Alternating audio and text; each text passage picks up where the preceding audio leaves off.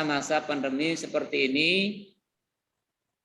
alhamdulillah kita bersyukur kepada Allah, khususnya di Kota Pasuruan, informasi yang kami dapatkan sudah level 2 insya Allah.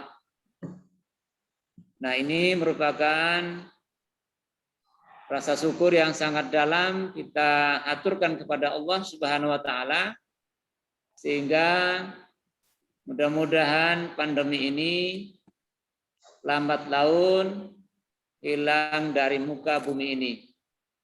Amin ya rabbal alamin. Salat tersalam mudah-mudahan tetap tersurahkan kepada baginda Rasulullah Sallallahu Alaihi Wasallam, kepada para keluarganya, sahabatnya, pengikutnya sampai dengan akhir zaman.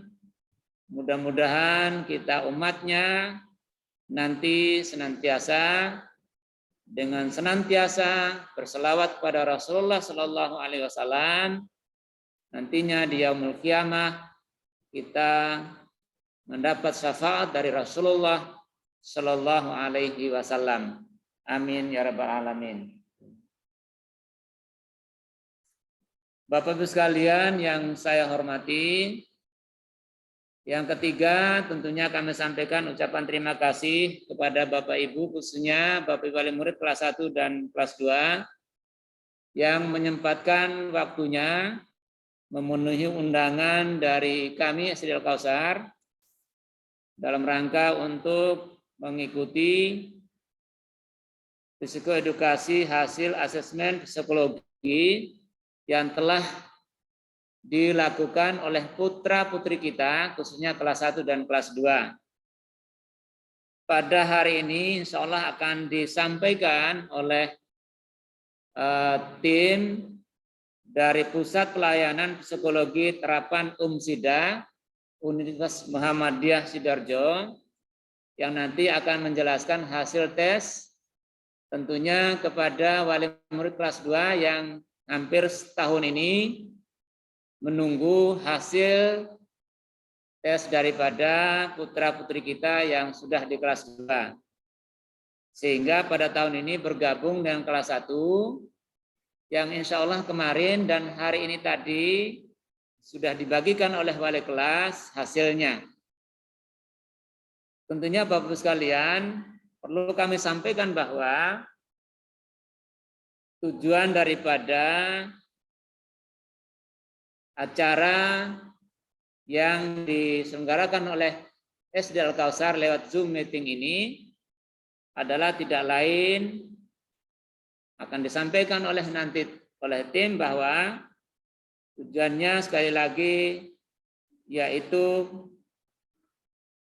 kematangan dan kesiapan putra-putri kita dalam rangka untuk mempersiapkan kegiatan pembelajarannya. Sehingga nanti ini merupakan tolak ukur awal bagi putra-putri kita, bagaimana kematangannya, bagaimana persiapannya untuk mengikuti proses kegiatan belajar mengajar di sekolah kita, di sekolah yang sama-sama kita cintai adalah SD Al-Kausar Kota Pasuruan. Lebih jauh daripada itu Bapak Ibu sekalian, perlu kami sampaikan bahwa alhamdulillah selama PTMT, pertemuan tatap muka terbatas yang sudah kita lakukan selama 2 minggu lebih ini, alhamdulillah putra-putri kita luar biasa Bapak sekalian, semangat. Sehingga nanti harapan kita dengan ikhtiar tetap prokes yang ketat, kemudian berdoa kepada Allah Subhanahu wa taala, dan sambil menunggu informasi resmi dari Dinas Pendidikan dan Kebudayaan Kota Pasuruan, mudah-mudahan secepatnya sudah 50%. Jadi sekali lagi kalau ada pertanyaan SD Al-Kausar kok belum berani 50% atau lebih dari itu, kami Bapak sekalian, kami sampaikan 30% yang sudah kita lakukan tatap muka terbatas ini sudah kita bersyukur betul. paling tidak 1 minggu 2 kali pertemuan atau 2 hari putra-putri kita sudah masuk di sekolah. Tapi alhamdulillah kelas 1 3 kali informasinya, 3 kali yang dilakukan oleh Isdal Kausar karena berkaitan dengan banyaknya siswa-siswi yang ada di kelas. Nah, sehingga sekali lagi perlu kami informasikan Bapak Ibu wali murid kelas 1 dan kelas 2 bahwa proses kegiatan kita terutama tatap muka terbatas ini alhamdulillah berjalan dengan lancar, berjalan dengan baik, tetapi mohon maaf wanti-wanti Bapak Ibu sekalian, tentunya dari rumah ke sekolah dan sekolah ke rumah lagi, proses atau prokes ya, protokol kesehatan sangat-sangat ketat. Sangat kami harapkan agar bekerja sama dari rumah sudah dipastikan anak-anak kita ketika sudah berangkat ke sekolah dalam kondisi sehat. Sehingga kami pun setiap hari menyampaikan kepada Bapak Ibu guru di Isdal Kausar ini agar tetap menyampaikan kepada Bapak Ibu wali murid, anak-anak ketika berangkat sekolah dipastikan harus sehat. Sehat apanya? Tidak boleh batuk, kemudian tidak boleh flu, dan lain-lain sebagainya. Ini dalam rangka apa? Dalam rangka supaya kita menghindari hal-hal yang tidak kita inginkan. Sekali lagi kita senantiasa berdoa kepada Allah Subhanahu wa taala, mudah-mudahan keluarga besar SD Al Kausar senantiasa dilindungi dan diselamatkan oleh Allah Subhanahu wa taala. Sekali lagi Bapak sekalian, bahwa selaku pimpinan SD Al Kausar dan juga Bapak Ibu guru SD Al Kausar menyampaikan terima kasih yang sebesar-besarnya atas kepercayaan Bapak Ibu wali murid terhadap sekolah kita yang sama-sama kita cintai SD Al Kausar. Mudah-mudahan pelayanan kami dalam rangka untuk melayani proses kegiatan putra-putri penjenengan mudah-mudahan memuaskan. Sekiranya ada hal-hal yang perlu disampaikan, ada kekurangan-kekurangan ketika melayani putra-putri Bapak Ibu sekalian, jangan sungkan-sungkan menyampaikan kepada sekolah, tentunya disampaikan kepada Bapak Ibu guru atau wali kelas di kelasnya masing-masing. Harapan kita ke depan, insya Allah SD Al Kausar tetap dipercaya oleh umat dan masyarakat Kota Pasuruan dan Kabupaten, masyarakat secara umum. Maka tidak lain, sekali lagi kami terus menyampaikan kepada Bapak Ibu guru serta karyawan SD Al Kausar agar pelayanan bagian daripada utama dan pertama. Moto daripada SD Al Kausar dalam pelayanan kita adalah ibadah bagi kita. Yang tujuannya tidak lain Bapak sekalian dalam rangka untuk mensukseskan putra-putri kita, mencerdaskan putra-putri kita baik lahir maupun batin, yang insya Allah mereka nanti sebagai yang merupakan idaman kita, cita-cita kita bersama, yaitu menjadi putra-putri yang soleh dan solihah, yang senantiasa berbakti kepada orang tuanya, berguna bagi agama dan bangsanya.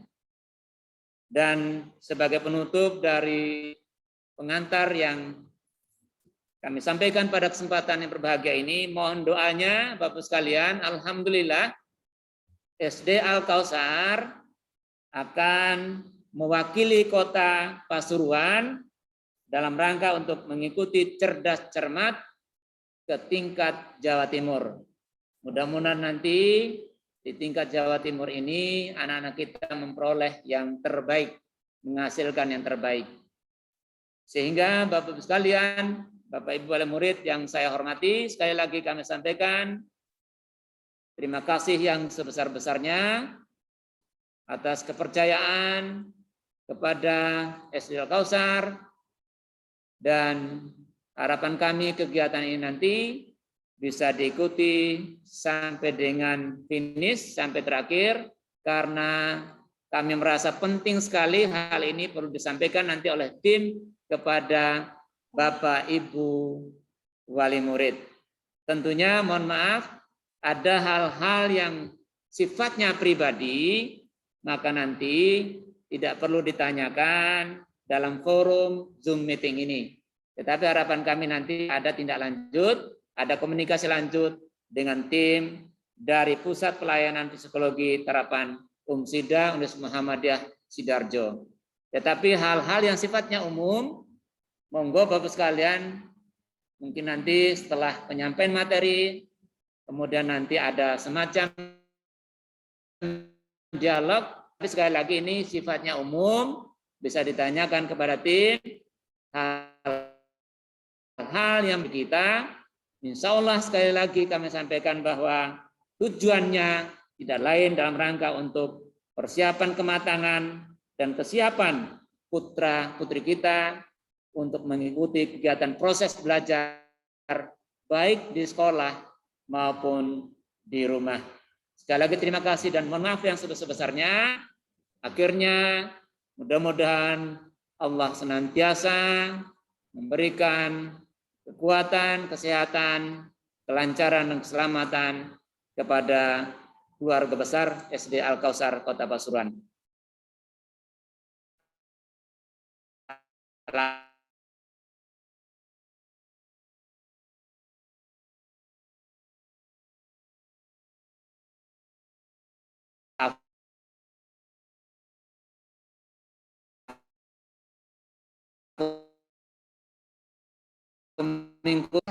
Semoga doa-doa yang dipanjatkan Bapak Kepala Sekolah tadi diijabah Allah, dan semoga Kota Pasuruan bisa kembali menjadi ke level 1 ya Pak, agar anak-anak bisa kembali ke sekolah dengan normal seperti sedia kala, bisa melaksanakan kegiatan belajar mengajar masuk sampai 100. Amin amin ya rabbal alamin. Bapak Ibu wali murid kelas 1 dan kelas 2 yang saya hormati, mohon izin karena kami tidak bisa mengikuti sampai selesai kegiatan ini karena ada acara di dinas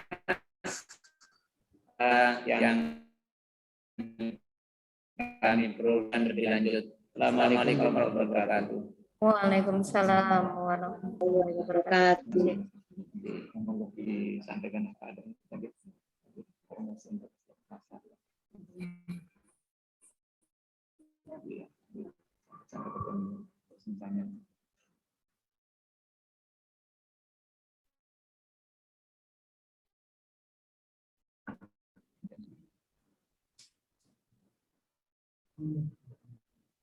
Baiklah Bapak Ibu sekalian yang kami hormati, beralih ke acara inti yang sudah ditunggu-tunggu dari dimiliki segudang pertanyaan Ibu Nurfilaili MPSI terkait dengan hasil laporan psikologis putra putri tercinta yang sudah diterima 2 hari yang lalu. Baiklah langsung saja kepada Ibu Nurfilaili kami persilahkan. Terima kasih. Suara saya terdengar? Terdengar Bu. Alhamdulillah. Bismillahirrahmanirrahim. Assalamualaikum warahmatullahi wabarakatuh. Waalaikumsalam warahmatullahi wabarakatuh. Selamat pagi Bapak Ibu semuanya, Bapak Ibu wali murid SD Al-Kausar, Bapak Ibu Dewan Guru dari SD Al-Kausar yang saya hormati, dan tadi Bapak Kepala Sekolah, Pak Mustaqim yang sudah lokasi untuk dinas. Ini saya mengucapkan banyak terima kasih atas kepercayaan dari pihak sekolah SD Al-Kausar beserta Bapak Ibu wali murid sekalian yang sudah mempercayakan pelaksanaan asesmen psikologi kepada P3TU pada tim kami dari Psikologi Universitas Muhammadiyah Sidoarjo. Izinkan saya untuk membagikan layar nih Bapak Ibu untuk mempersingkat waktu.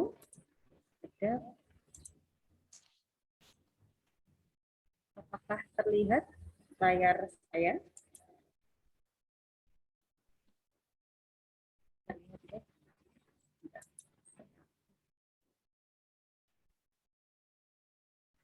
Baik. Ya, tidak perlu berlama-lama Bapak Ibu.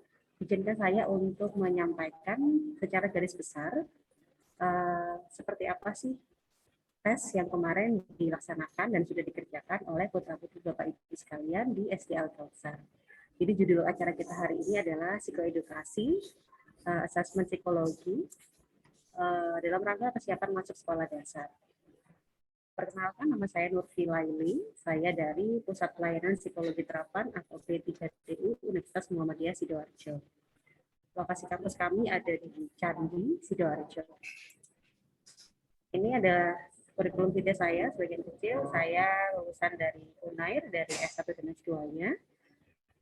Saat ini saya sebagai dosen psikologi di UNSIDA. Dan sejak tahun 2020, saya diberikan amanah untuk menjadi kepala P3TU, Pusat Layanan Psikologi Terapan. Saya juga seorang psikolog pendidikan anak dan remaja. Saya juga orang tua. Saya punya satu orang putri usia 7 tahun, jadi sama-sama kita sebenarnya juga, saya juga adalah wali murid siswa baru di sekolah anak saya. Gitu. Jadi saya merasakan apa yang Bapak Ibu rasakan berkaitan dengan kesiapan masuk sekolah dasar bagi putra-putri kita itu. Gitu. Jadi supaya lebih kenal ya, karena saya nggak bisa melepas masker. Mungkin nggak kelihatan wajah saya di sini, jadi izinkan saya menampilkan wajah saya di layar PowerPoint saya. Bisa dipanggil Bu Nurfi atau Mbak Nurfi, monggo, karena saya merasa masih muda, jadi boleh panggil Mbak. Baik, saya lanjutkan. Ya, yang pertama kita harus pahami dulu sebenarnya setiap manusia, gitu ya, dari mulai lahir bayi sampai dengan dewasa, pada dasarnya ada 4 aspek perkembangan Bapak Ibu. Ya, jadi ini tidak berlaku hanya anak saja, tapi sebenarnya dari mulai kita lahir sampai dengan kita nanti lansia atau sudah mau meninggal, ya, ada 4 aspek perkembangan yang akan selalu berubah. Yang pertama adalah aspek kognitif. Kognitif itu kalau Bapak Ibu tahu sudah berkaitan dengan cara berpikir. Ya, bagaimana perkembangan pola berpikir dari mulai masa bayi sampai dengan masa dewasa akhir atau masuk ke masa lansia. Ya. Jadi di dalam kognitif itu ada yang berkaitan dengan satu cara berpikir, kemudian yang kedua adalah bagaimana kita bisa melakukan pemecahan masalah, gitu ya. Kemudian bagaimana melakukan perencanaan, itu ada di ranah kognitif. Nah, yang kedua adalah fisik, Bapak Ibu. Perkembangan fisik ini yang kelihatan sekali ya. Jadi dari mulai kita bayi sampai kita lansia itu kan kelihatan sekali ya perubahan signifikannya. Bayi yang tidak bisa jalan, tidak bisa lari, hanya bisa tidur gitu ya, dari mulai yang telentang, kemudian tengkurap, kemudian harus bisa merangkak ya. Ada perubahan-perubahan yang signifikan, yang terlihat secara fisik gitu ya. Itu masuk ke ranah fisik. Terus kemudian yang ketiga adalah sosial. Jadi ini perkembangan secara sosial. Jadi bagaimana seseorang itu belajar untuk berinteraksi dengan orang lain. Karena kalau Bapak Ibu tahu ya, kita kan manusia ini kan manusia yang makhluk sosial ya. Kita nggak bisa hidup tanpa kehadiran orang lain. Jadi salah satu aspek perkembangan dari seseorang adalah di kemampuan sosialnya. Terus yang keempat adalah emosi. Jadi bagaimana seseorang itu belajar untuk bisa mengelola emosi. Kenapa sih saya di awal menjelaskan tentang aspek perkembangan ini? Saya perlu mengembalikan pemahaman kita, menyamakan persepsi kita bahwa apapun alat ukur yang digunakan untuk mengukur kemampuan seseorang, pada dasarnya yang diukur itu adalah 4 aspek ini, Bapak Ibu. Ya, ada aspek kognitifnya, ada aspek fisiknya, ada aspek sosialnya, dan ada aspek emosinya. Ya, jadi kita menyamakan dulu nih persepsi kita bahwa yang kita lakukan, yang kalau kita bicara tentang asesmen psikologi itu berkaitan dengan melihat bagaimana sih kondisi perkembangan dari anak-anak kita, baik itu dari sisi kognitif, cara berpikirnya, dari sisi fisik, dari sisi sosial, dan dari sisi emosi. Kalau fisik biasanya seringnya Bapak Ibu dulu melihatnya bisa, kalau kita dari anak-anak kita dari bayi itu kan kita sering bawa ke posyandu ya. Setiap bulan itu rutin ada posyandu. Mohon bantuan Bapak Ibu untuk mute, mematikan mikrofonnya supaya Bapak Ibu yang lain tidak terganggu. Ngaten, mohon izin ya, supaya tidak mengganggu yang lain. Matur nuwun. Begitu. Jadi kalau fisik itu kan gampang ya kelihatannya ya, karena kita tiap bulan ketika anak-anak kita masih bayi itu kan kita rutin bawa ke posyandu. Jadi kita bisa melihat nih anak kita ini sesuai atau tidak dengan perkembangan rata-rata anak seusia tersebut. Gitu. Nah, kognitif juga begitu. Kalau di psikologi itu yang kita ukur adalah kita berdasarkan kemampuan rata-rata anak seusia itu seperti apa sih mampunya. Ya, yang dikatakan anak-anak dan anak-anak yang perkembangan kognitifnya normal itu berarti ketika anak tersebut mampu melakukan aktivitas-aktivitas berpikir yang rata-rata anak seusianya mampu lakukan. Sosial pun juga begitu, kita bandingkan dengan anak-anak seusianya. Jadi kalau kita mau bandingin gitu ya, orang tua kan sebenarnya nggak boleh bandingin anak-anaknya. Tapi kalau kita mau membandingkan untuk melihat apakah anak-anak kita ini perkembangannya itu sesuai atau tidak, kita lihat saja perkembangan rata-rata anak seusianya dia itu kalau menurut teorinya kayak gimana. Nah, itu bukan hanya kerjaannya psikolog, tapi orang tua itu juga perlu belajar. Kenapa? Karena orang yang pertama dan yang utama untuk melihat perkembangan anak itu sebenarnya adalah orang tua. Bapak itu mungkin terasa sekali ya ketika kita belajar dari rumah ya.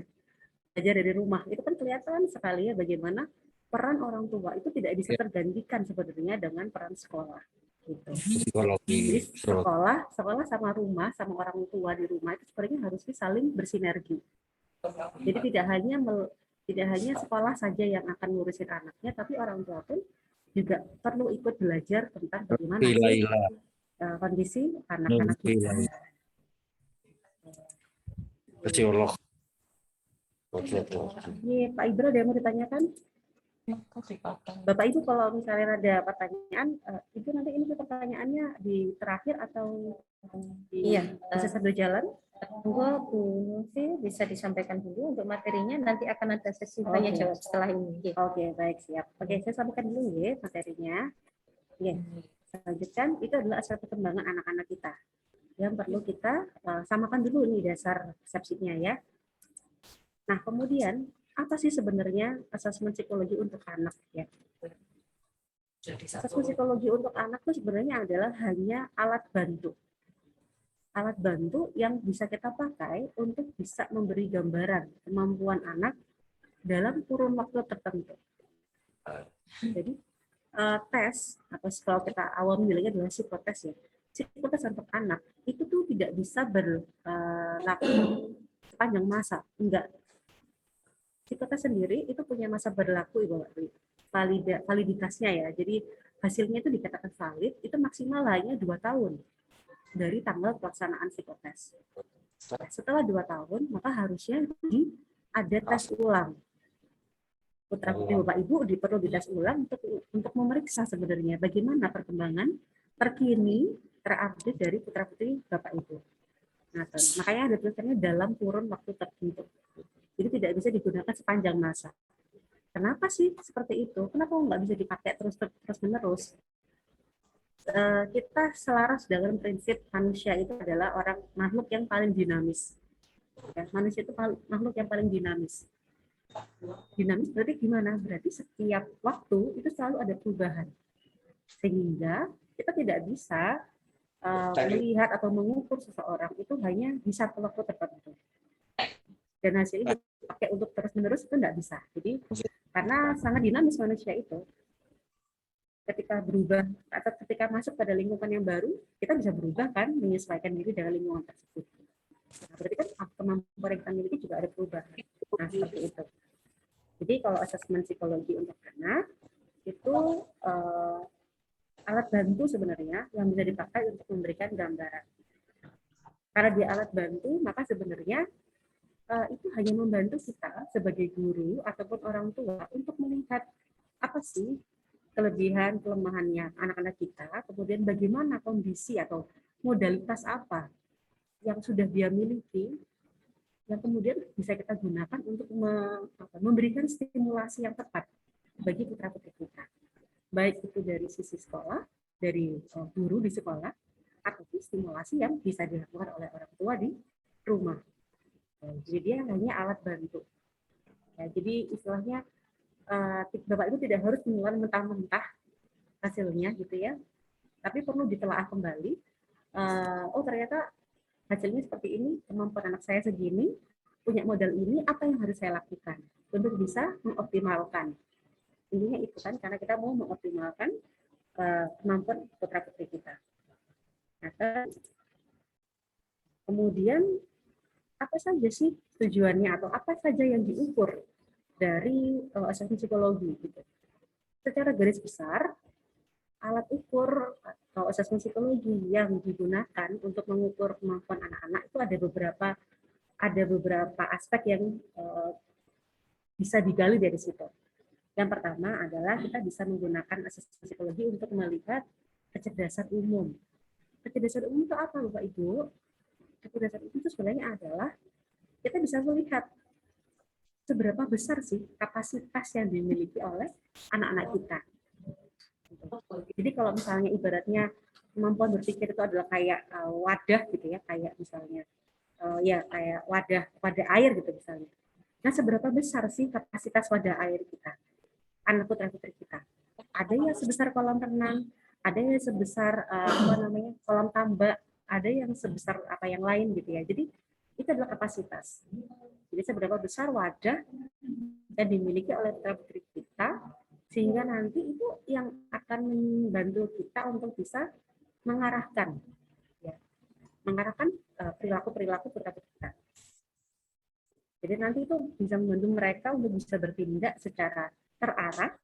Jadi dia harus tahu arahnya, kemudian berpikir secara rasional, secara logis. Dan berikutnya adalah bisa beradaptasi secara efektif di lingkungannya. Jadi kemampuan berpikir itu bukan hanya sekedar bisa hitung-hitungan di kelas, gitu ya, bisa matematika, bisa bahasa, bisa belajar banyak. Gitu. Lebih dari itu, Bapak Ibu. Jadi kecerdasan itu berkaitan dengan bagaimana kita itu melihat kapasitas secara umum, secara keseluruhan anak-anak kita yang nantinya bisa membantu mereka untuk bertindak secara terarah, beradaptasi dengan lingkungannya. Ya, jadi kecerdasan bukan hanya berkaitan dengan akademis di sekolah, tapi jauh lebih besar daripada itu. Kemudian yang kedua adalah yang dilihat itu adalah koordinasi sensorik motorik. Di level sekolah dasar itu kan peralihan ya dari kanak-kanak awal, dari yang TK yang kebanyakan itu bermain gitu ya, masuk ke yang sudah ada tuntutan akademis gitu. Nah, ketika seseorang itu dapat tuntutan dari luar berkaitan dengan cara belajarnya, ini ada yang kemampuan mereka untuk bisa mengatur diri mereka sendiri itu berkaitan juga dengan koordinasi sensorik motorik.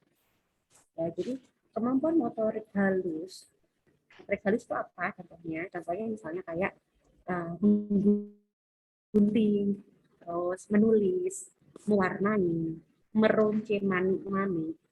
Pokoknya semua kegiatan yang menggunakan tangan, ya, menggunakan jari-jari tangan.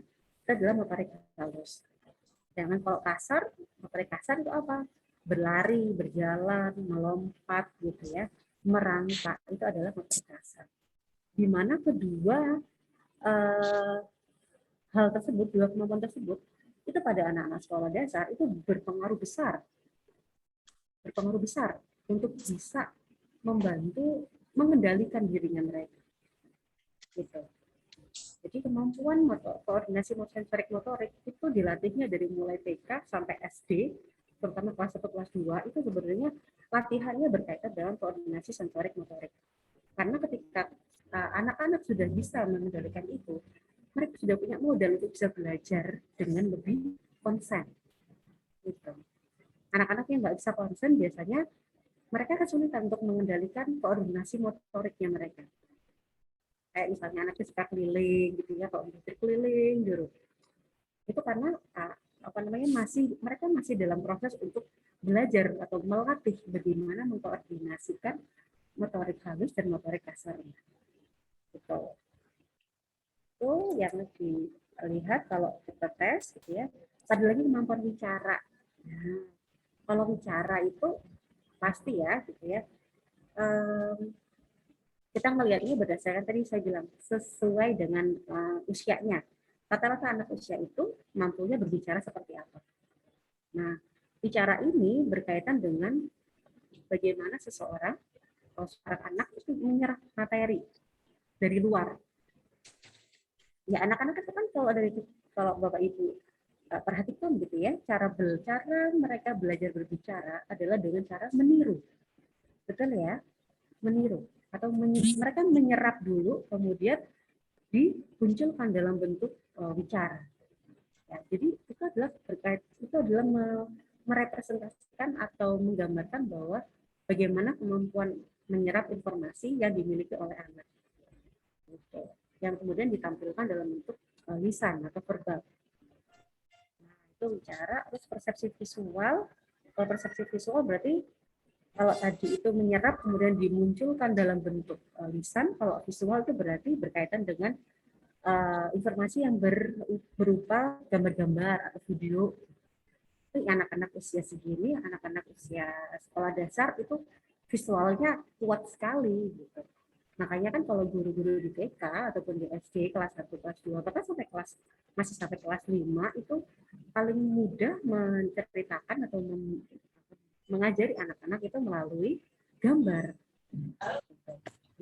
Karena anak-anak lebih mudah untuk menyerap persepsi visual mereka itu bekerja atau sedang berkembang dengan optimal. Terus yang berikutnya adalah pemahaman terhadap simbol. Jadi ini adalah beberapa aspek yang biasanya selalu ada dan akan kita gali, yang selalu digali dalam proses psikologi buat anak-anak sekolah dasar. Pemahaman terhadap simbol. Ini juga berkaitan dengan kemampuan asosiasi. Jadi bagaimana kita itu kalau orang dewasa itu kan apa istilah sekarang itu kode gitu ya, dikode gitu ya. Kode kayak gini kita harusnya bersikap apa. Nah itu kan buat anak-anak dia nggak ngerti ya. Nah itu belajarnya adalah melalui simbol ini tadi. Mengasosiasikan simbol tertentu terhadap sebuah informasi tertentu. Nah itu belajarnya dari anak-anak. Sehingga ketika dewasa kita bisa memahami bahasa kode kayak gini ya. Terus ada dari ingat, ini juga mengingat ya, memori, konsentrasi berarti dia fokus mengerjakan tugas. Hubungan sosialnya juga penting, jadi berkaitan dengan interaksi sosial dan penilaian sosial. Jadi bagaimana selama kemarin tes, kalau Bapak Ibu ketahui gitu ya, perlu saya sampaikan bahwa yang dites itu bukan hanya kemampuannya mereka saja, tapi bagaimana mereka ini putra-putri Bapak Ibu ketika dari mulai awal masuk kelas hingga selesai tes, kami mengobservasi semua perilaku ini. Sehingga kami melihatnya dan membuat laporannya bukan hanya dari murni hasil tesnya saja. Kami akan melihat bagaimana proses hasil observasi perilaku dari putra-putri Bapak Ibu. Dari mulai awal masuk kelas sampai dengan selesai tes. Ya. Jadi mungkin itu hanya sampel perilaku ya. Jadi hanya perilaku yang saat itu saja. Gitu. Jadi nanti kita bisa saling diskusi di sini Bapak Ibu berkaitan dengan hasil tesnya, kemudian sesuai dengan senyatanya putra-putri Bapak Ibu seperti apa di rumah. Gitu, ya. Terus ada kematangan emosi, jadi juga melihat bagaimana sih respon emosi yang tepat dari anak.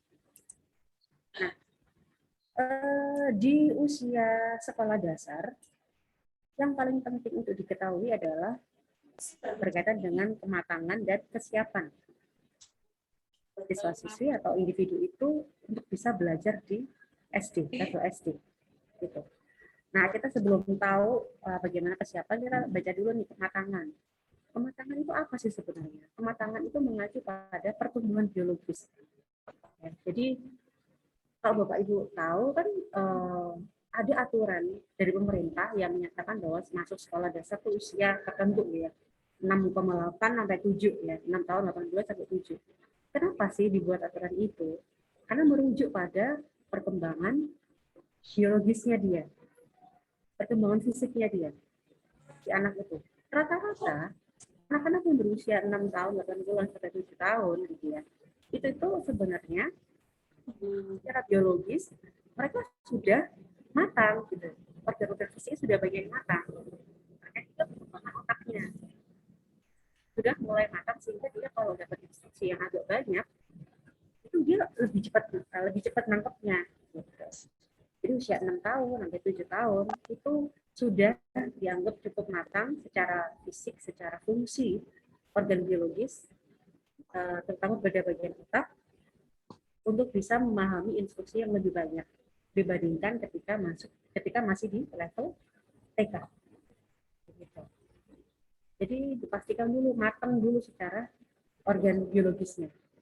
Karena organ biologisnya belum matang, pasti dia nggak akan siap masuk sekolah dasar. Kayak misalnya paling gampang kelihatannya kan kayak misalnya motorik halus, motorik kasarnya. Ya. Motorik kasarnya dia masih belum mampu untuk kayak melompat, berlari gitu ya. Itu ada hambatan. Maka sebenarnya anak-anak ini ketika dia harus duduk tenang, diam di kelas seperti tuntutan di sekolah dasar, ya itu pasti akan mengalami hambatan ketika sekolah di sekolah dasar. Gitu. Karena yang motoriknya ini belum dituntaskan. Jadi ada kematangannya dulu. Dipastikan harus matang dulu. Nah, kemudian secara organ biologisnya sudah matang, maka nanti kita bisa lihat nih bagaimana kesiapan masuk sekolahnya. Karena kesiapan masuk sekolah itu salah satunya adalah kematangan di aspek biologis. Kemudian ada perkembangan sosial. Dia seperti apa? Bagaimana perkembangan aspek sosialnya? Emosi, kemudian intelektual, dan bahasa. Ya, jadi seberapa siap sih anak itu bisa masuk sekolah? Sebenarnya kesiapan itu bisa kita stimulasi, gitu ya, harus disiapkan. Tapi persiapannya bukan hanya sekedar calistung atau baca tulis hitung, boten. Jadi karena kan di sini disampaikan ya bahwa ada aspek perkembangan sosial, ada aspek perkembangan emosi, intelektual, dan bahasa. Calistung itu munculnya hanya ada di intelektualnya. Baca tulis hitung itu hanya di intelektualnya. Sedangkan ketika anak-anak masuk sekolah dasar, itu aspek-aspek lain ini wajib disiapkan. Ya. Misalnya aspek sosialnya, jadi bagaimana dia bisa berinteraksi secara sosial, bagaimana dia bisa memahami aturan-aturan sosial ketika bermain, belajar untuk mengantri misalnya, atau belajar untuk bermain bersama temannya, bergantian menggunakan alat permainan, belajar untuk mengenal konflik dengan temannya, berantem sama temannya. Ya, karena kalau dia berantem, dia kan di sini perkembangan emosinya yang akan diasah. Bagaimana dia bisa mengelola emosi sehingga bisa mengelola dirinya dia ketika mengalami konflik dengan orang lain. Nah, itu. Jadi ya memang tidak bisa dalam satu waktu. Ini adalah stimulasi yang dilakukan terus-menerus. Jadi nggak kayak kita latihan soal gitu ya, yang hari ini lagi drill matematika gitu, terus besok udah langsung ngerjain. Enggak, kita latihannya adalah latihan yang terus menerus, bahkan sampai seumur hidup kita akan tetap melatih ini semua. Nah, gitu.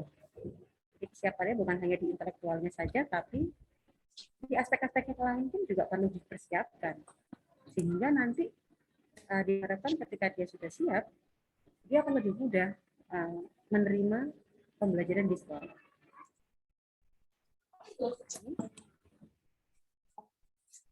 Kondisi siap masuk sekolah adalah kondisi di mana anak sudah mencapai kematangan fisik dan kematangan psikis. sehingga nantinya dia bisa menyesuaikan diri dan mandiri. Ini penting, mandiri. Jadi kalau Bapak Ibu perlu saya sampaikan ya, jadi kemandirian itu menjadi salah satu poin penting bagi kami dalam mengobservasi ketika seperti kemarin. Jadi bagaimana anak-anak ini bisa membawa dirinya dia sendiri di lingkungan yang baru. Kalau kemarin Bapak Ibu tahu, kemarin ada yang ngantarkan ke sekolah, mungkin Bapak Ibu sudah tahu ya bahwa anak-anak tidak boleh ditemani orang tua di dalam kelas. Bahkan guru kelas pun tidak kami perbolehkan untuk masuk di dalam ruangan tes. Jadi benar-benar putra-putri Bapak Ibu kami handle sendiri dengan orang asing gitu ya. Istilahnya kan kami ini kan orang asing ya bagi putra-putri Bapak Ibu ya. Orang-orang yang belum pernah ditemui sebelumnya. Nah, kami mengobservasi bagaimana sih kemandirian putra-putri Bapak Ibu. Nah, bagaimana putra-putri Bapak Ibu ini bisa membawa dirinya kemudian bisa beradaptasi dalam lingkungan yang baru. Mungkin kelasnya sudah seperti yang sering dilihat sehari-hari. Tapi kan orang-orang yang berada di dalam kelas itu yang tidak pernah ditemui, itu kan ada lingkungan yang baru. Nah, dilihat bagaimana adaptasinya, bagaimana kemandiriannya selama pelaksanaan PS, karena kan cukup panjang ya durasinya 1,5 jam untuk mengerjakan beberapa penugasan, harus menggambar, harus menceritakan. Nah itu adalah pengalaman-pengalaman yang kami catat, kami observasi juga bagaimana yang ditampilkan oleh putra-putri Bapak Ibu. Jadi senatural mungkin. Jadi kami kemarin kalau saya boleh cerita, kami kemarin melihat atau mengobservasi putra-putri Bapak Ibu senatural mungkin, sesuai dengan kondisi yang bisa alamiah yang bisa dilakukan oleh putra-putri Bapak Ibu. Gitu. Jadi tidak perlu apa namanya stimulasi. Gitu. Mbak.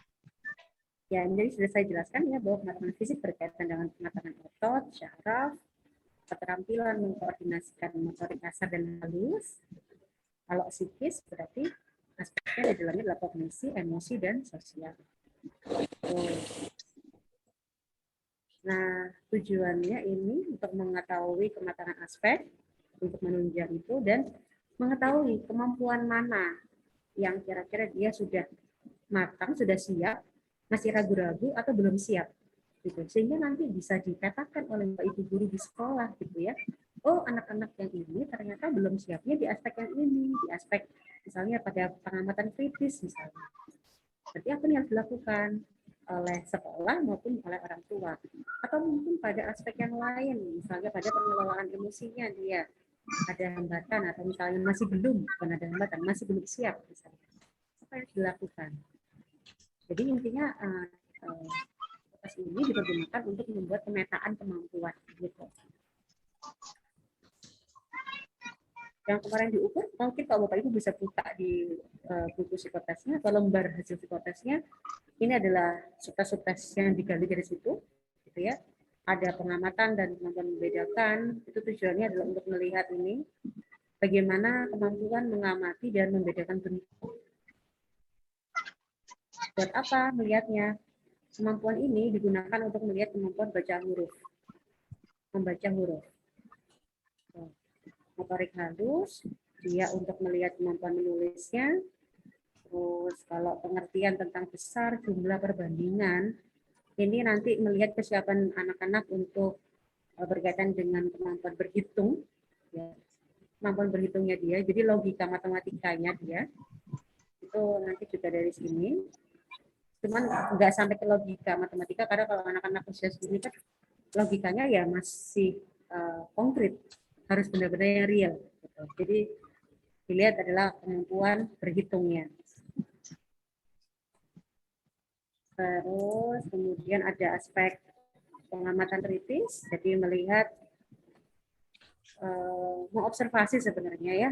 Anak-anak ini, cara anak-anak itu untuk bisa mengobservasi, untuk melihat sebuah objek ini apa sih, ada yang kurang apa dari objek ini. Gitu. Sehingga dia menumbuhkan inisiatif untuk mencari tahu secara detail tentang sebuah objek. Ini berkaitan dengan kemampuan baca dan tulis ya. Aspek yang diukur adalah pakai kemampuan membaca dan menulis. Kalau konsentrasi berarti ya fokus hingga akhir.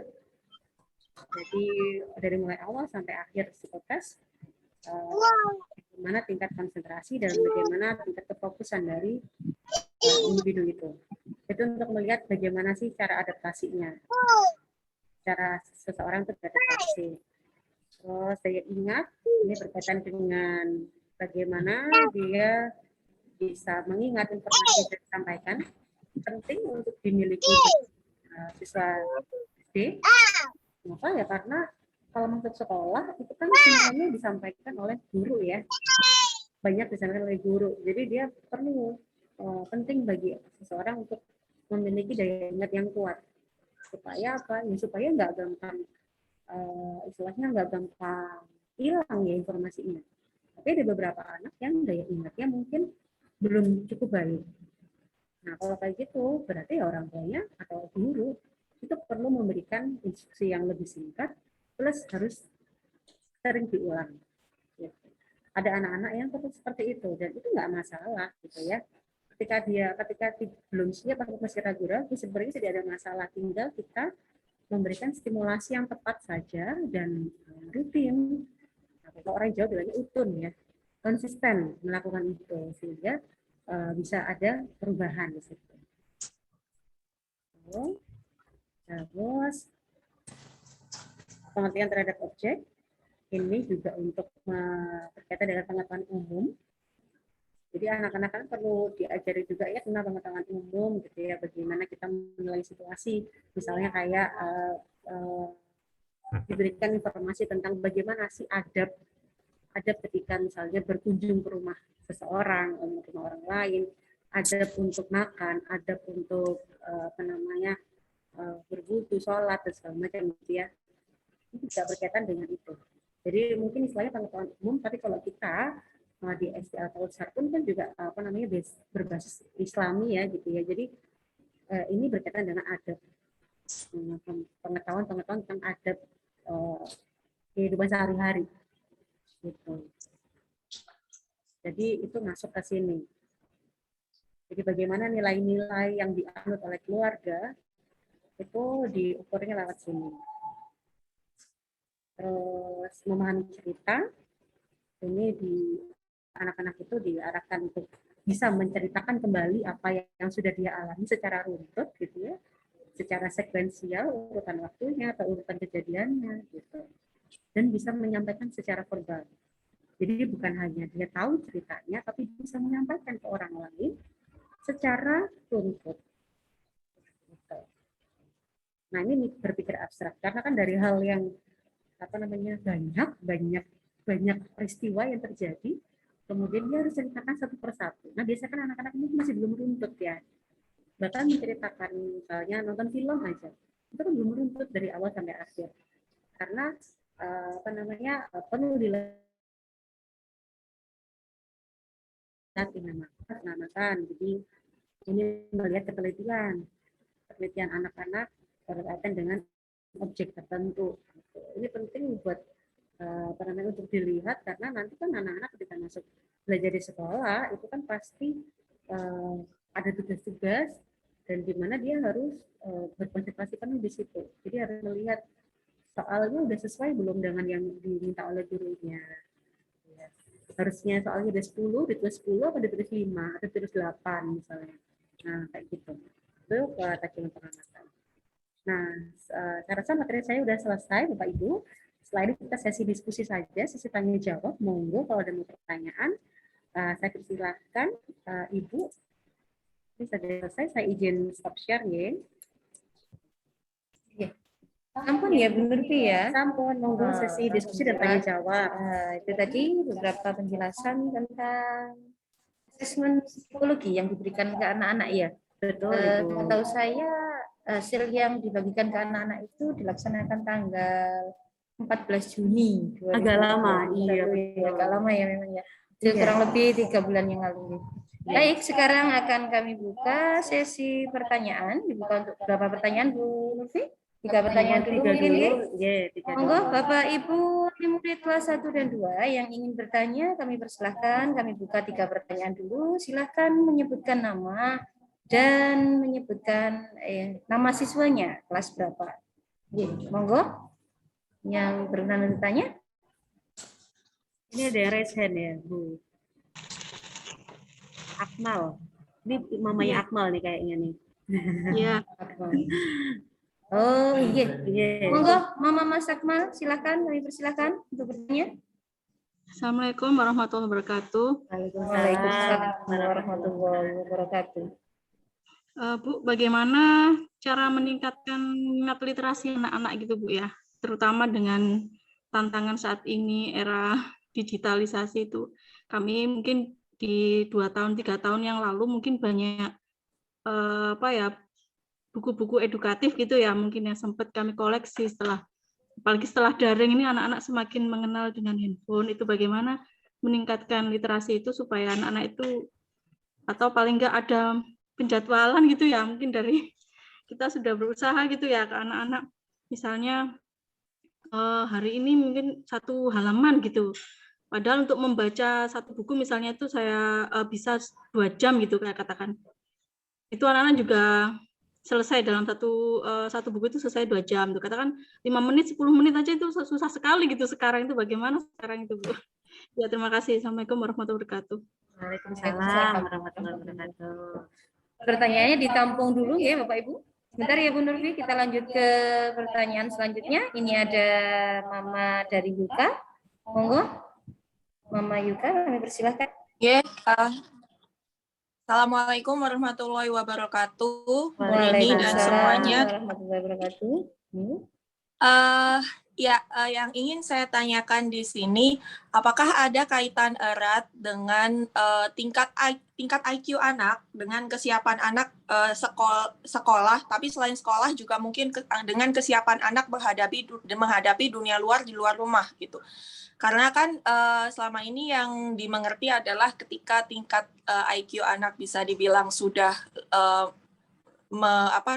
sudah di atas rata-rata sedikit, dia pasti bisa dibilang dalam tanda kutip pasti pintar kayak gitu kan. Cuman kan dari sisi asesmen tadi ada kognitif, sifat motorik dan lain sebagainya itu.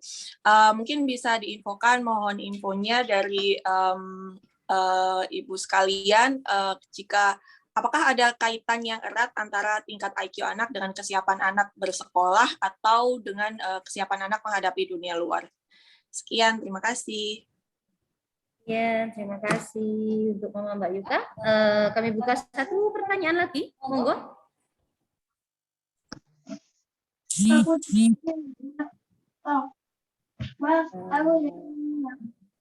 Belum ada.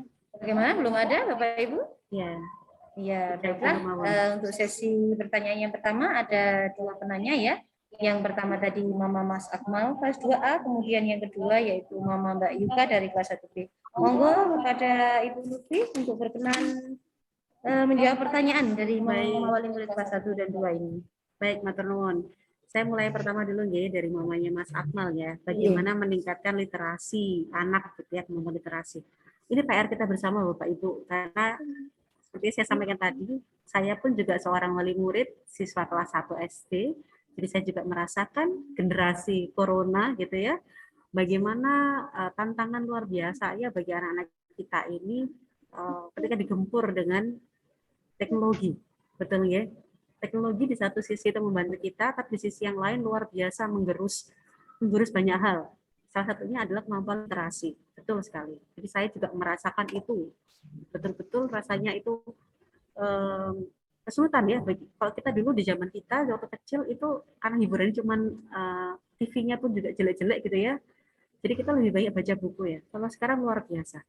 Jadi gimana meningkatkan literasi? Saya berkaca pada pengalaman saya sendiri gitu ya, Bapak Ibu. Literasi itu kan sebenarnya adalah kemampuan yang sudah, kalau saya bilang anak tangga, itu anak tangga yang udah atas. Anak tangga yang udah mau sampai ke tujuannya. Sedangkan anak-anak kita, kelas 1, kelas 2, itu masih anak tangga yang di bawah, Bapak Ibu. Anak tangga yang dasar. Ya. Nah, jadi kita mau sampai ke literasi, itu kita jangan daki-daki dulu lah kalau kita bilang bahasa Jawanya. Jangan terlalu tinggi dulu. Jadi kita bilangnya nggak literasi. Bagaimana meningkatkan atau menumbuhkan rasa cinta untuk bisa membaca. Itu dulu deh. Ya, kita awali dari situ. Bagaimana meningkatkan rasa cinta untuk baca. Baca apa? Baca apapun. Sukanya anaknya apa? Anaknya suka baca buku resep, boleh baca aja. Siapa tahu mamanya suka masak, di rumah banyak buku resep, anaknya suka baca buku itu, boleh, buka aja dulu, dibuka bukunya. Pokoknya tumbuhkan dulu rasa cinta membaca buku apapun yang dia suka. Kayak anak saya jujur saya juga memfasilitasi gitu ya untuk membaca. Jadi saya suka beli buku bacaan dari mulai yang ensiklopedi sampai buku-buku komik ataupun buku-buku yang bergambarnya. Nah, kenapa saya lakukan itu? Ya karena saya mau menumbuhkan dulu nih rasa sayang, rasa cintanya anak saya ini bisa baca. Karena kalau kita menuntut anak di usia segini untuk literasi, ketinggian Bapak Ibu, ketinggian. Gitu ya. Prinsipnya kan kalau kita sayang, kalau kita cinta, kita mau deket-deket sama dia terus kan, ya nggak? Pernah kan kayak kita sayang sama anak kita, itu sayang sama pasangan kita, itu kan kita pengennya deket-deket sama mereka terus gitu ya. Nah itu dulu yang kedekatan itu dulu yang kita tumbuhkan, kelekatan itu dulu yang kita tumbuhkan antara anak dengan membaca. Membaca apa? Baca apapun, baca buku resep, baca buku komik, baca buku apapun gitu ya. Jadi nggak harus yang ensiklopedia gitu ya. Waduh, ketinggian sekali gitu. Karena itu dulu ditumbuhkan dulu. Jadi kayak kalau saya sama anak saya, dia sukanya saat ini sedang dalam fase suka baca buku komik apa? Saya waktu itu belinya komik Miiko ya. Kalau zaman dulu ada komik Miiko. Nah, anak saya lagi sedang membaca komik. Biarkan saja dia membaca senyamannya dia. Mau kita kasih waktu berapa lama, kalau dia baca, dia boleh punya waktu sangat panjang. Di sisi yang lain, kita perlu menerapkan aturan tadi itu untuk bisa menumbuhkan rasa cinta. Berarti kan butuh waktu yang lebih banyak untuk melakukan hal itu terus-menerus gitu ya. Nah, supaya dia punya waktu untuk melakukan kegiatan itu terus-menerus, maka kita perlu membuat kesepakatan dengan anak-anak kita. Anak-anak kita boleh pegang handphone atau boleh misalnya bermain game lewat game online ataupun game yang ada di handphone atau di laptop itu sehari berapa jam atau seminggu mau di hari apa dan itu berapa lama. Bapak Ibu perlu membuat kesepakatan. Gitu. Jadi kita bergerak di dua sisi. Di satu sisi kita menumbuhkan rasa cinta terhadap membaca dulu. Di sisi yang lain, supaya rasa cinta ini tumbuh, maka ada hal-hal yang lain yang harus kita kendalikan. Yaitu adalah gadget itu tadi. Kesepakatan untuk menggunakan gadget. Nah, kesepakatan itu nggak bisa satu sisi aja, Pak Ibu. Ya, maksudnya nggak bisa cuma dari orang tua toh. Kamu boleh harus di hari ini. Tapi nggak menanyakan sama anak. Mau nggak dia bekerja sama dengan kita untuk berkomitmen? Nanti kita lihat handphonenya di hari ini aja ya, jam segini aja ya, dari jam segini ke jam segini aja ya. Mau nggak membuat kesepakatan itu? Gitu. Namanya juga kesepakatan. Jadi harus disetujui oleh dua belah pihak. Nah, itu kembali lagi sesuai dengan komunikasi dan gaya pengasuhan dari Bapak Ibu ya. Dan saya mohon Bapak, misalnya tadi Bu namanya Akmal yang bertanya gitu ya, pastikan pasangan jenengan atau suami atau ayah dari Akmal gitu ya, atau papanya Akmal itu juga mau bekerja sama untuk melakukan atau menerapkan aturan yang sama gitu. Jadi karena kesepakatan ataupun aturan itu ya harus disepakati dan harus diikuti oleh semua orang di rumah. Kalau cuma dari jenengan aja, ya itu namanya kayak kalau anak-anak bilang itu diktator gitu ya. Kalau anak saya kadang-kadang bilang ibu ini jahat, soalnya apa? Soalnya nggak sering ngasih handphone. Karena bapaknya juga begitu. Saya meminta ayahnya anak saya juga kita harus sama-sama sepakat nih hari apa yang dia boleh lihat handphone, hari apa dia boleh main game. Sisanya dia ngapain? Misalnya. Kalau dia boleh nonton TV dari jam berapa sampai jam berapa. Kalau dia sisanya berarti ya harus baca buku, mau baca apa komik, mau baca buku apapun lah. Setelah sudah tumbuh rasa sayang, rasa suka baca, baru kita beranjak ke literasi. literasi itu gimana sih? Kalau saya gini, saya nggak yakin anak-anak di usia kelas 1 kelas 2 ini ya, kalau disuruh baca sekali, 2 kali, ketika ditanyain, mereka udah langsung ngerti artinya apa. Iya, saya nggak yakin. Gimana Bu? Kalau dari Iya. guru gimana? Nah, itu kalau anak-anak kelas 1 kelas 2 butuh pemahaman yang ekstra. Iya, Baca pun betul. kalau sekedar 1 kali saya kira enggak mungkin. Iya, betul. Iya, Betul. butuh 1 sampai 3 kali, bisa 4 kali Iya, pengulangan bahkan itu. 5 kali gitu. Iya. Betul, betul. Hanya sekedar untuk pemahaman ya, pemahaman Iya, materi yang ada iya. dalam teks itu ya. Literasi itu Oke. kan pemahaman materi. Ya, literasi itu adalah pemahaman materi. Ya, betul Dan- sekali. Sedangkan kadang yang terjadi di kelas itu anak-anak itu karena memang semangat membacanya menurun ya semenjak Iya. pandemi ini. Jadi ketika Masuk ke pemahaman tambah pemahaman sulit ya, itu Bu. ya susah kalau enggak gitu itu sambatnya ngantuk. Nah. Ngantuk. Jadi ketika membaca Betul. gitu kebanyakan anak-anak sekarang itu. Iya. Jadi kita Oke. memang harus ngulang dulu ke belakang. Dikembalikan dulu rasa sayangnya dengan buku, rasa cintanya dengan Dibangkitkan bukunya. dulu ya. Iya. Iya, Iya. rasa cintanya. Rasa cintanya dulu. Betul Di sisi yang sekali. lain juga harus dikendalikan penggunaan gadgetnya. Karena kalau kita cuma ngasih buku disandingkan sama gadget gini, ya udah nggak bisa, Bu.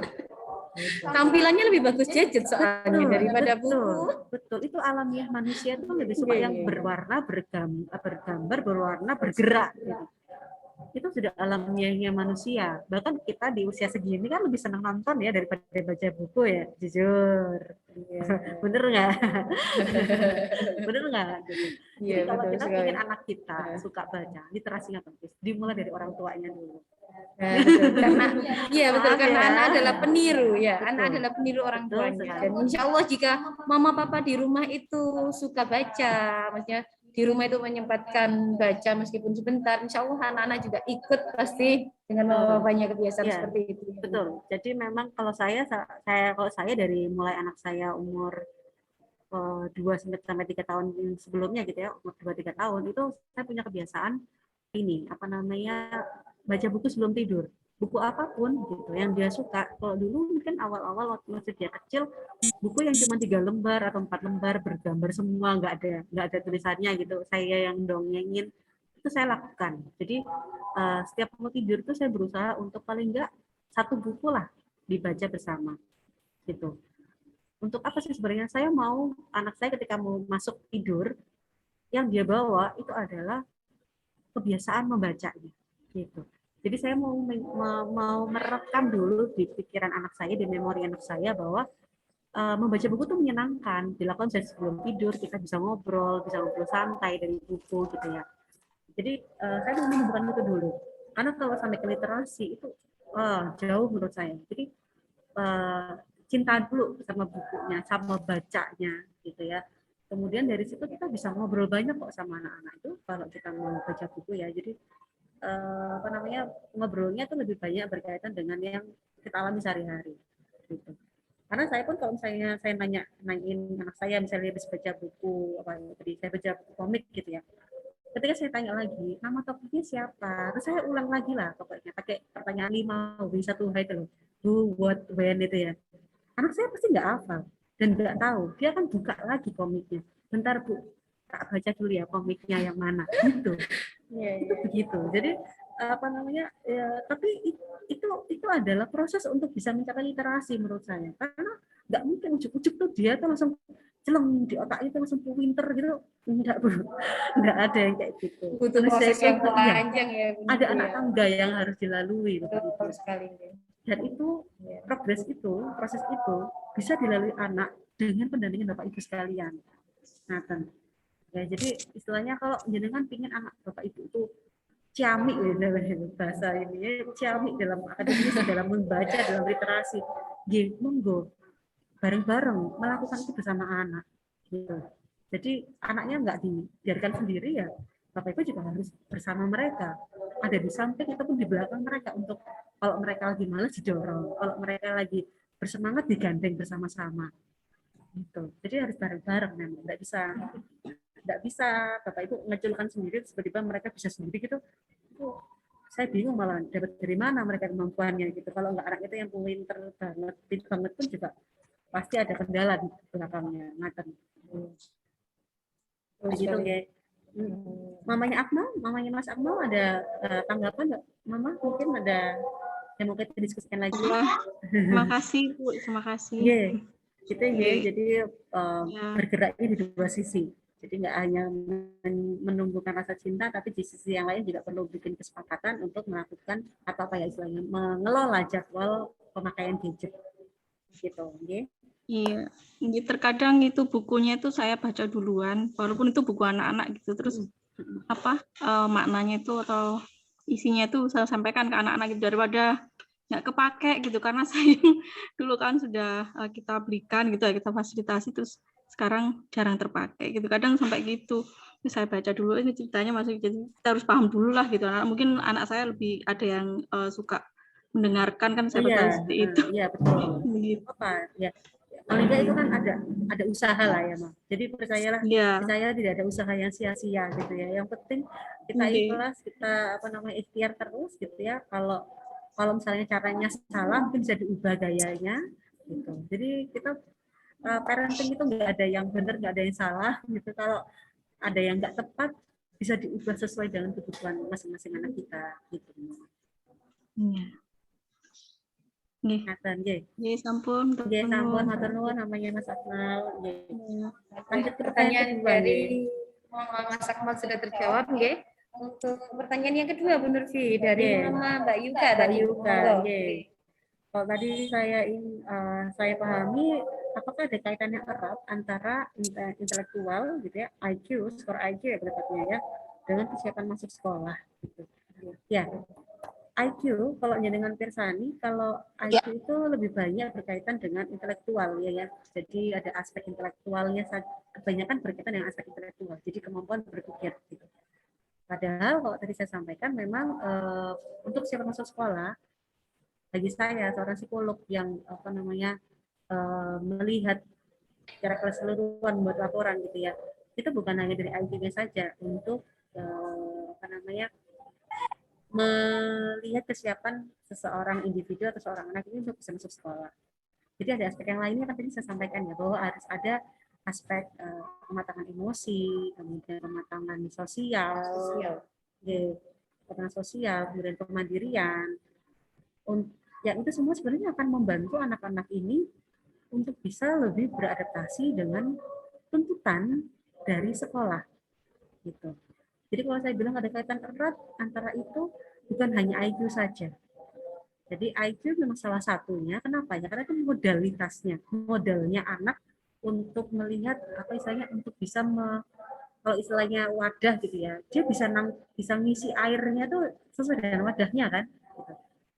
Kalau misalnya kita ngisi air ke kolam renang, berarti kan airnya akan banyak. Beda kan dengan ngisi air yang ada di ember. Nah, itu kayak gitu. Jadi IQ itu sebenarnya adalah wadahnya anak-anak itu.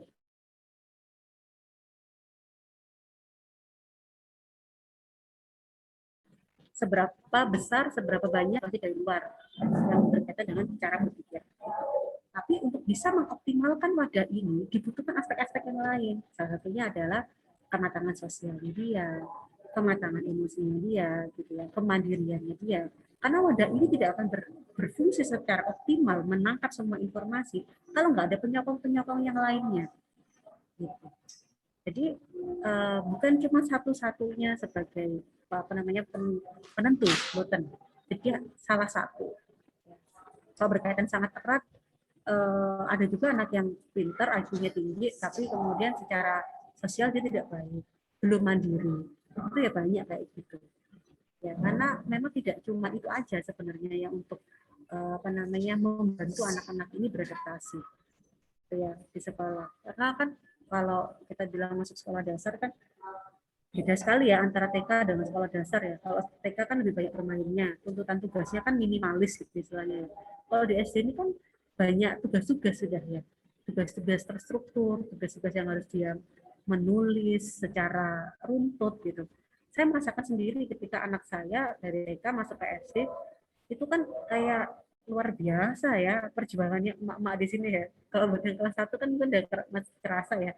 Yang biasanya tugasnya itu pokoknya selesai gitu. Ketika kelas 1 itu kan tugas-tugasnya banyak. Mata pelajarannya banyak, tugasnya banyak gitu ya. Jadi orang tua ini, terus anaknya itu males-malesan. Saya mengalami gitu juga. Mak, Bu, capek, Bu, gini, Bu, gitu.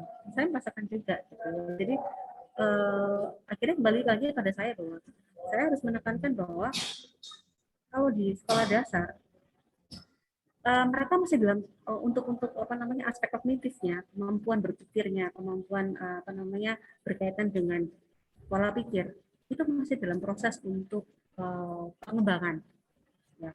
Jadi kalau misalnya mereka akademisnya, misalnya secara hitung-hitungannya atau tugas-tugas akademisnya itu mungkin masih ada yang belum tuntas, misalnya ada yang belum selesai. Selama anak-anak itu mengerjakan secara mandiri, ya mengerjakan secara mandiri, berusaha secara sendiri, nggak perlu dituntun orang tuanya gitu ya. Sebenarnya itu sudah progres luar biasa buat anak. Gitu. Karena mereka kenapa? Karena berarti di situ mereka akan belajar bagaimana memahami cara mengerjakan tugasnya sendiri loh ya. Terus kalau jawabannya benar, berarti kan, oh logikanya main anak ini, udah bisa nih. Dia udah ngerti kalau pertanyaan ini soalnya perintahnya begini, dia harus ngapain. Logikanya sudah main. Yang ketiga, dia sudah sabar dengan dirinya sendiri bahwa belajar runtut satu persatu dibaca perintahnya, dikerjakan nomor 1, nomor 2 gitu. Terus di tengah-tengah dia capek gitu. Tapi kan dia sudah berusaha. Itu progres. Ya. Itu kan berarti bukan hanya berpikirnya saja, tapi bagaimana dia bisa mengelola dirinya dia untuk bisa berusaha untuk menyelesaikan tugas-tugasnya secara terstruktur sesuai dengan yang diharapkan oleh guru atau diperintahkan oleh guru. Nah, jadi kalau saya bilang ada kaitan erat sekali enggak, itu salah satu yang bisa apa namanya menjadi indikator ya untuk melihat kesiapan masuk sekolah. Tapi ada aspek-aspek lainnya yang lebih banyak lagi di lain itu yang juga mendukung. Nah, yang menurut saya itu juga sama pentingnya dengan IQ. Karena IQ menurut saya itu ada yang bisa dilatih, gitu. Ada IQ yang memang bisa dilatih. Jadi hasil belajar itu bisa dilatih. Tapi ada juga yang memang dia sudah bawaan secara teoritis gitu ya. Jadi intelijensi itu ada dua, ada intelijensi fluid sama crystallized. Kalau fluid itu berarti dia bisa dilatih, dan bisa dilatih. Kalau crystallized itu yang memang yang merupakan sudah istilahnya itu bawaan anaknya, bawaan diri kita. Itu ada, itu kayak gitu ada. Jadi secara teoritis begitu. Jadi erat banget enggak, tapi salah satunya yang bisa menjadi pendukung kesiapan masuk sekolah dasar ya IQ. Tapi masih ada yang lain, sosial, emosi, kemandirian, motorik halus motorik kasar itu juga menjadi hal penting untuk menunjang kesiapan masuk sekolah dasar. Begitu Mama Mbak Yuka, ada yang mau kita diskusikan lagi lebih lanjut? Sudah Bu, sudah cukup jelas. Terima kasih penjelasannya. Alhamdulillah sudah ya Bu Nurfi, Mama Yuka, Mbak Yuka sudah jelas ya penjabaran dari Bu Nurfi tadi tentang ya sudah Bu Rini antara IQ dan kesiapan anak-anak masuk sekolah SD ya. Baiklah, untuk pertanyaan selanjutnya monggo, masih ada waktu berapa menit lagi Bu Nurfi? Ini ada yang bertanya. Monggo, barangkali ada yang tanya satu pertanyaan ada lagi. Yang raise hand ini Bu Fabio Oh Elfalahi. ya, ini ada Mama dari Mas Fabio Elfalahi kelas 1C. Monggo Mama Ya. Mas Fabio. Assalamualaikum warahmatullahi wabarakatuh. Waalaikumsalam warahmatullahi wabarakatuh. Ya, saya Mama dari Mas Fabio Elfalahi Hermansyah kelas 1C. Mau berdiskusi ya Bu. Kemarin kan kita sudah terima hasil dari masing-masing psikotes yang sudah diberikan ya Bu. Jadi misal dari 10 soal psikotes, itu misalkan hanya 1 atau 2 yang dikatakan masih belum siap. Tapi secara kesimpulan siswa dikatakan belum siap. Jadi untuk kesimpulan yang diberikan anak untuk belum siap atau sudah siap, itu untuk secara garis besar dilihat dari aspek mana ya Bu?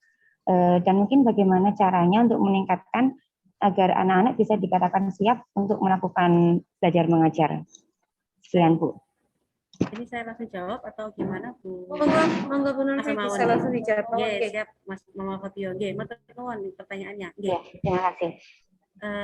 Iya, jadi ada 10 aspek. Jadi sebenarnya 10 aspek itu bukan cuma 10 soal, tapi ada banyak soal di dalamnya. Dan setiap itu sebenarnya itu adalah kayak subtes gitu ya, Mam ya. Jadi satu subtes itu ada banyak pertanyaan dan setiap subtes itu punya skor. Ada skor masing-masing gitu. Nah, skor masing-masing itu ada yang mungkin masih di kategori ragu-ragu, sehingga kalau kita total secara keseluruhan itu jadinya dia masih belum siap gitu. Meskipun yang nampaknya di situ secara garis besar itu kan tidak ada angkanya ya di situ ya. Dan kami memang sengaja tidak menuliskan angka karena kenapa? Ini karena kami sering sekali memperhatikan gitu ya. Kalau ada angka-angka yang muncul gitu ya, itu kadang-kadang orang tua itu terpatok dengan angkanya. Padahal sebenarnya putra putri bapak ibu itu jauh lebih keren daripada sekedar angka yang ada di lembar itu gitu. Jadi istilahnya akhirnya jenengan sebagai orang tua tuh kayak terpatok hanya kemampuan anakku cuma segini atau kemampuan anakku tuh udah segitu gitu ya karena angkanya. Padahal sebenarnya kembali lagi saya sampaikan bahwa manusia itu dinamis. Mungkin saat ini kondisi anak kita masih di level ini, tapi kita nggak tahu loh. Setahun lagi setelah dia sekolah, setelah kita kasih stimulasi, dia bisa melesat. Kita nggak tahu, gitu ya. Jadi kalau kita bilang mungkin masih belum siap, itu berarti ada hal-hal yang butuh diasah dari putra-putri kita, gitu ya. Karena gini, kadang-kadang mungkin kita sebagai orang tua yang paling tahu ya putra-putri kita itu di mananya yang dia baik, maksudnya kelebihannya ada di mana, kelemahannya ada di mana. Psikologi itu kan penilaian dari orang luar, penilaian dari pihak ketiga yang melihat secara objektif gitu ya, dari menggunakan alat tertentu. Nah, kita sebagai orang tua juga perlu mengcek kembali. Oh, iya ada yang sesuai dengan anak kita, ada sesuai dengan kelebihan kelemahannya, tapi mungkin ada yang nggak sesuai. Ini kenapa kok ada yang nggak sesuai? Berarti saya butuh meningkatkan di bagian mananya, gitu. Jadi kalau kalau ada yang belum siap, berarti bapak ibu perlu mengembangkan di ranah itu, di area itu. Gitu. Nanti itu bisa kerjasama dengan guru. Seperti apa sih tindak lanjutnya? Kalau di sekolah kira-kira mau seperti apa? Di rumah bapak ibu melakukan aktivitas apa untuk meningkatkan itu? Seperti itu. Jadi kebanyakan subtes atau aspek-aspek yang kemarin diukur itu adalah aspek-aspek yang harusnya atau sebagian besar anak-anak itu butuhkan untuk bisa sekolah, untuk bisa belajar di kelas istilahnya gitu. Jadi memang perlu dikembangkan sesuai dengan yang dia minati sehingga anak-anak ini tidak merasa terbebani gitu ya istilahnya kalau diminta untuk meningkatkan kemampuan itu. Nah, terima kasih. Oke. Jadi mohon maaf Bu Nurfi ya, saya tambahin sedikit. Mungkin dari Mama Mas Fabio ini menanggapi hasil dari tes yang diterima anak itu kan memang di hasil akhir simpulannya itu kan tertulis anak ini belum siap, anak ini siap. Kemudian yang ditanyakan lagi mungkin tindak lanjutnya setelah ini ya, apabila pada jawaban di hasil psikotesnya anak belum siap, nanti bagaimana tadi ya? Itu ya Bu Nurfi.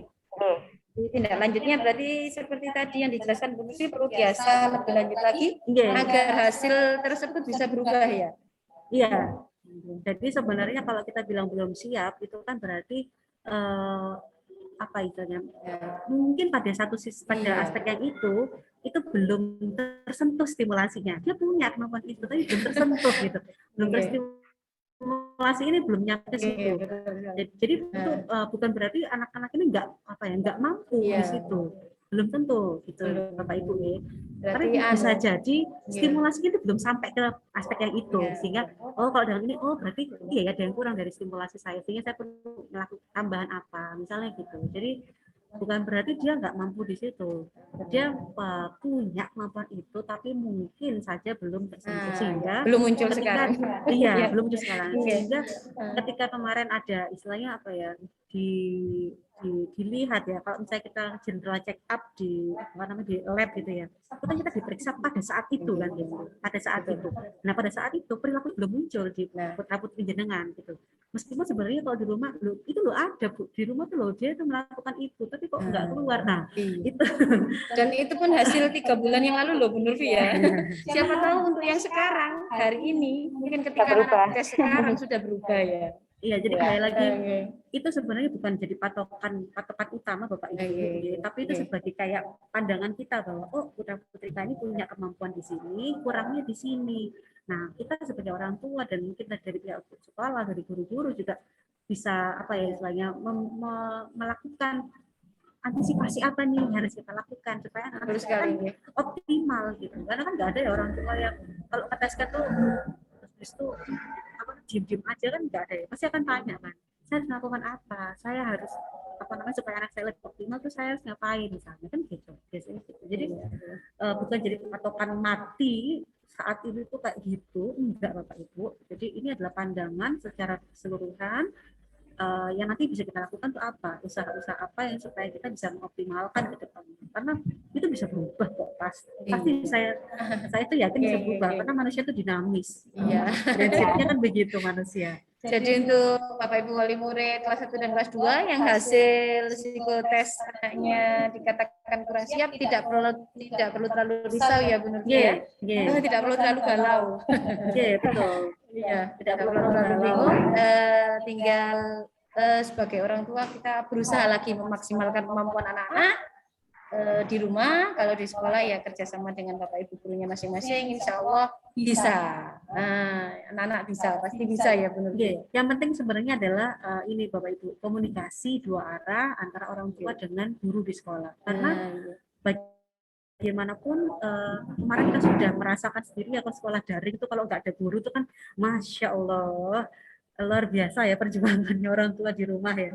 Nah, ketika sekarang sudah bisa PTMT gitu ya, kita sudah bisa anak-anak bisa ketemu Bapak Ibu gurunya di sekolah. Nah, kita sebagai orang tua pun saya harap tidak serta-merta 100% dilepaskan begitu saja. Kita tetap mendampingi Bapak putra-putri kita ke sekolah gitu ya, dengan tapi juga kita sudah mulai istilahnya ya 70-30 gitu ya, karena kan masih PTMT ya, mungkin 70 masih di dalam kendali kita, 30-nya sudah mulai kita sharing dengan guru gitu. Kemudian kita buka komunikasi dua arah. Di sekolah, kalau di rumah begini, di sekolah seperti apa pengondisiannya, pembiasaannya. Nah, kita pembiasaan yang baik kita lanjutkan ketika di rumah. Tapi ketika ada pembiasaan mungkin di sekolah ada yang tidak sesuai dengan kita, mungkin bisa dikomunikasikan dengan pihak sekolah gitu ya Bu Rini ya.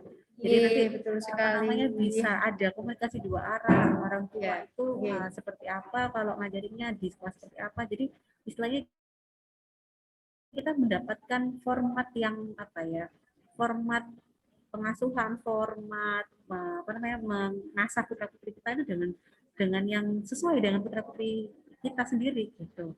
Ya, jadi buka komunikasi dua arah dengan guru, dengan pihak sekolah supaya tidak istilahnya tidak ada yang terlewat ya, tidak ada apa namanya yang macet lagi. Kalau di sekolah melakukan apa, di rumah diharapkan melakukan itu. Jadi kita saling kerjasama lah, karena udah terasa ya kemarin 2 tahun nih kita sekolah daring nggak dibantu sama guru tuh, Masya Allah rasanya saya pun merasakan itu Bapak Ibu. Saya tadi luar biasa. Jadi sekarang kita bisa PTMT, ada guru yang bisa mendampingi di sekolah, yuk kita bareng-bareng sama-sama tetap mendampingi. Jadi nggak kayak ngelepasin anak keluar kandang gitu, akhirnya kamu bisa keluar rumah gitu ya, nggak gitu juga. Jadi kita tetap selesai gitu Bu.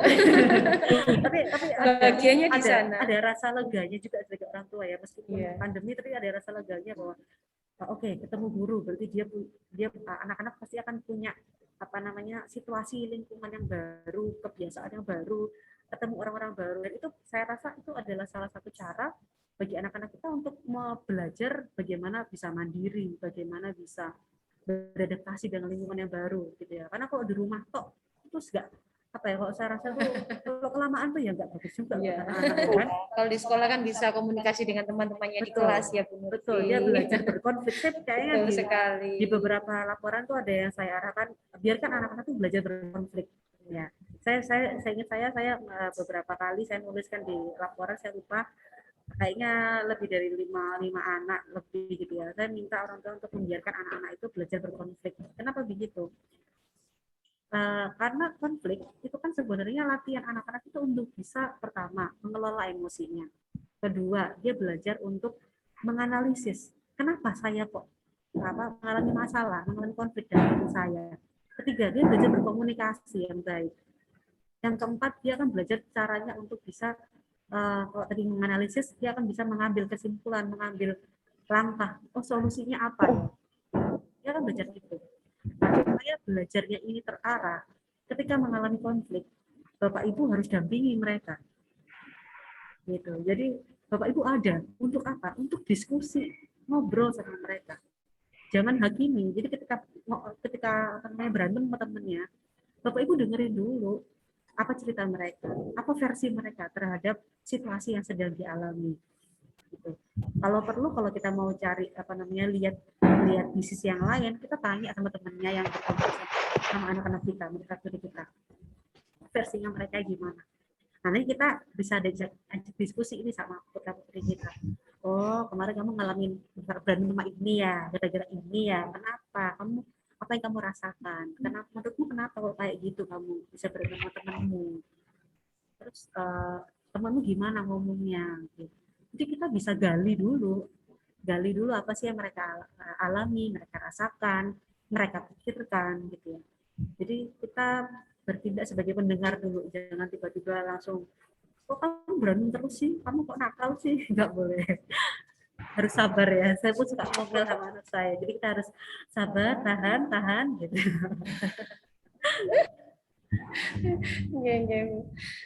Gimana Mama Fabio dengan jawaban dari Bu Nurfi tadi? Sudah puas atau belum dengan jawabannya? Sudah, Bu. Terima kasih. Oh iya, terima kasih. Alhamdulillah. Topik hari ini seru sekali ya Bu Nurfi. Iya, alhamdulillah. Untuk pertanyaan selanjutnya, mohon maaf dikarenakan waktu sudah pukul 10, ya Mama. Jadi sesi tanya jawab ditutup sampai di sini. Ya Bu Nurfi? Iya. Alhamdulillah semua pertanyaan tadi sudah terjawab semua oleh Bu Nurfi. Semoga berkenan dengan jawaban yang sudah diberikan tadi. Seperti yang dikatakan Bu Nurfi, perlu ada kesepakatan antara anak dengan orang tua di rumah, perlu ada hubungan yang baik antara orang tua dengan guru yang ada di sekolah. Semuanya tidak lain adalah demi anak-anak ya Bu ya, demi meningkatkan kemampuan anak-anak di segala bidang tentunya, bukan hanya segi intelektual tapi emosinya juga, kemudian kognitifnya juga, sosialnya juga, semuanya. Nah, semoga anak-anak yang kita asuh selama ini, anak-anak yang kita didik selama ini di sekolah jadi anak soleh dan soleha semuanya. Amin amin ya rabbal alamin. Baik, acara selanjutnya menuju ke acara penutup. Untuk itu kami mengucapkan permohonan maaf yang sebesar-besarnya apabila ada tutur kata yang kurang berkenan di hati Bapak Ibu wali murid sekalian. Terima kasih juga kami sampaikan kepada Bu Nurfi atas waktunya sudah berkenan menyempatkan untuk hadir dalam acara virtual psikoedukasi pagi ini. Semoga Allah Subhanahu wa taala mempermudah urusan kita, menjauhkan kita dari COVID-19 dan semoga COVID setelah berlalu menyelamatkan kita di dunia dan di akhirat dan menjadikan Kota Pasuruan kembali ke level 1. Amin amin ya rabbal alamin. Marilah kita tutup acara pagi hari ini dengan doa penutup majelis. Subhanakallahumma rabbana wa bihamdika asyhadu an la ilaha illa anta astaghfiruka wa atubu ilaik. Wassalamualaikum warahmatullahi wabarakatuh. Waalaikumsalam warahmatullahi wabarakatuh.